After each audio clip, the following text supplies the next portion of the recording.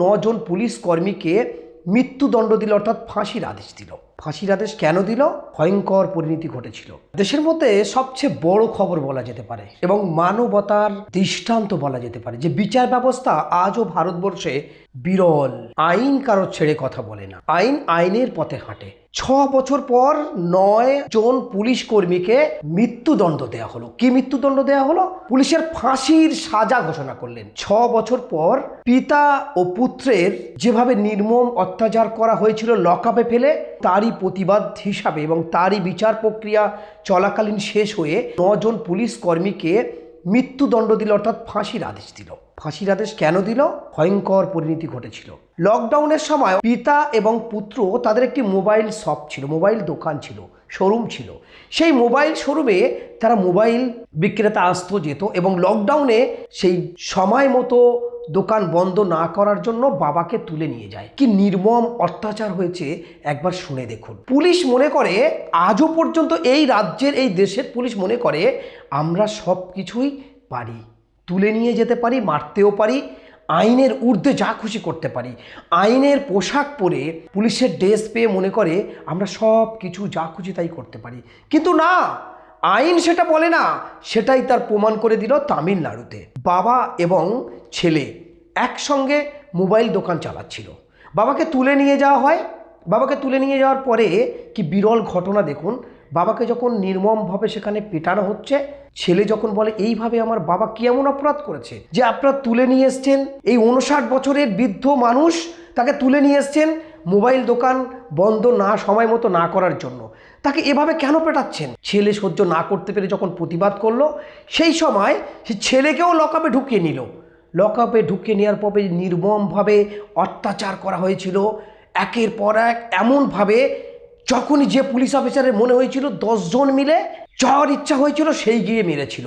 এবং শুধু মারা নয়, পিতা এবং পুত্রকে একসঙ্গে উলঙ্গ করে দিয়ে এত পেটানো হয়েছিল যে তাদের, অর্থাৎ গোপন অঙ্গ থেকে, অর্থাৎ মলদ্বার থেকে তাদের ব্লিডিং হচ্ছিল।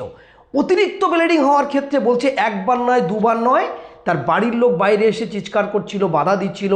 বাড়ির লোককে থানায় ঢুকতে দেওয়া যেমন হয় না, তেমনই ঢুকতে দেয়নি। পুলিশ নিজেদের কাছে একেবারে সুসংগঠিত মনে করছে, আমরা সুসংগঠিত একটা প্রতিষ্ঠিত মানে শক্তিশালী সংগঠন, আমরা পুলিশ, আমরা যা খুশি তাই করতে পারি।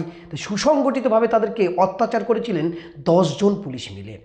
এত মার মেরেছিল, একবার নয়, দুবার নয়, বলছে 9 বার তাদের কাপড় চেঞ্জ করতে হয়েছিল, এত ব্লিডিং হচ্ছিল।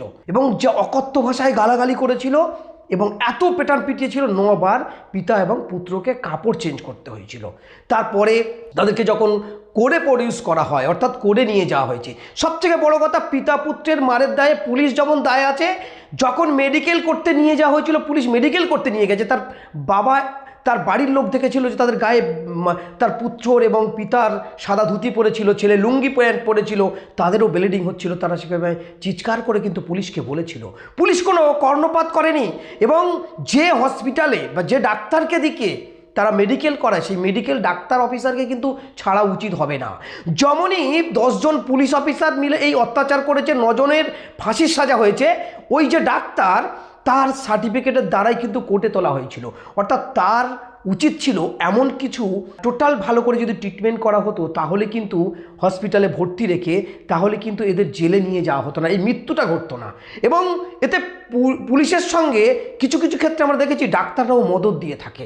এবারে কি হলো, তাকে সম্পূর্ণ মেডিকেল টেস্ট করা হলো, করার পরে কোর্টে তুললেন। কোর্টে তুলে যখন তার ব্লিডিং হচ্ছিল, ওই পুলিশ কর্মী এবং পুলিশ অফিসাররা মিলে তার বুক পর্যন্ত এমন করে ঘিরে রেখেছিল কোভিডের সময়, যাতে ব্লিডিং যে নিচে হচ্ছে সেটা যেন জজ সাহেব না দেখতে পায়। জজ সাহেব কিন্তু সেটা দেখতে পায়নি। জজ সাহেব কোভিডের সময় পিতা এবং পুত্রকে জেল হেফাজতের নির্দেশ দিয়েছিল।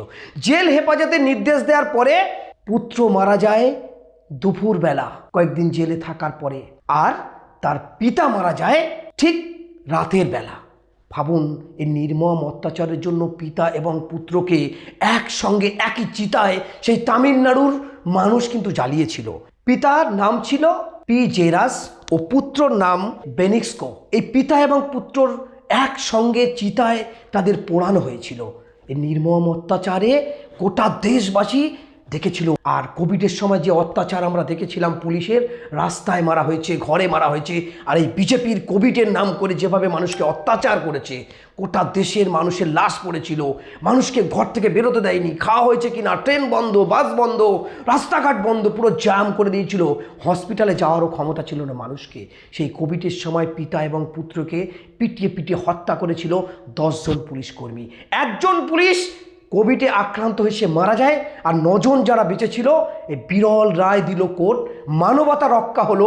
এ দ্বারা যদি পুলিশ মনে করে যে এটা শিক্ষণীয় একটা বিষয়, তাহলে ভারতবর্ষের পুলিশ কিন্তু মানবিক হবে, ভদ্র হবে, নম্র হবে, অপরাধ করতে পারে, কিন্তু অপরাধীদের এভাবে নিজের কবজায় পেয়ে এভাবে পিটিয়ে শেষ করা, একের পর এক ঘটনা উঠে আসে।